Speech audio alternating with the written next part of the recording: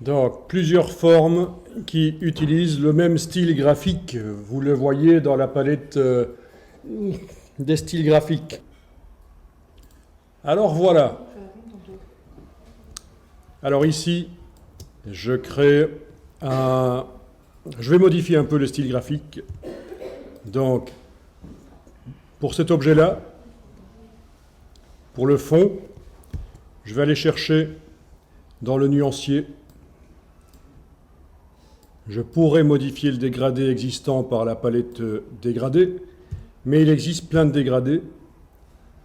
Pourquoi ne pas les utiliser? Donc dans le bas de la palette nuancier, dégradé, et vous avez des dégradés auxquels ils ont donné des noms en fonction du genre.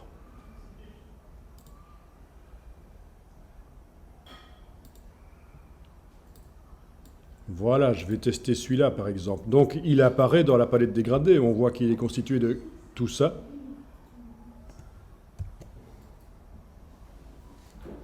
Bien, et avec l'outil dégradé, bien sûr, on peut le tracer différemment. Voire même avec la palette dégradée ici, indiquer qu'on veut l'appliquer de manière radiale.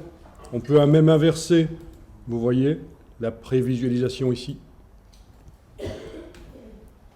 Et vous tracez, voilà, de manière radiale. L'annotateur de dégradé m'ennuie, moi. Hein. Dans le menu affichage, je vais aller demander de le masquer. Donc si je veux que ce style que je viens de mettre au point soit applicable facilement sur d'autres objets, je retrouve la palette style graphique. Mon objet là est sélectionné. Il est sélectionné avec le petit signe plus ici. J'ajoute. Et donc je peux activer d'autres objets et appliquer rapidement sur d'autres objets. Bon, ça c'est facile. Par contre, regardez ceci maintenant. D'abord, je vais enregistrer pour ne pas perdre ça. Je voudrais vous montrer la mise à jour d'un style graphique. Parce que ce que je viens de faire là, c'est modifier un objet, créer un nouveau style graphique et l'appliquer sur deux autres objets. OK. Par contre, la mise à jour. Alors voilà, j'active la lune ici et je me dis, tiens, pour le contour, je vais aller modifier l'épaisseur du contour. Donc il me faut la palette contour, menu fenêtre, contour. Je modifie ici l'épaisseur. Je vais lui mettre une couleur, ça va être du gris, ça ne va plus être un dégradé sur le contour. Voilà.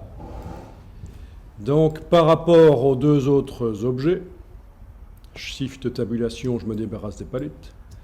On est bien d'accord, par rapport aux deux autres objets, celui-là n'est plus pareil.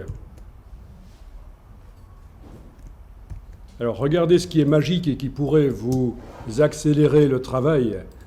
C'est ceci.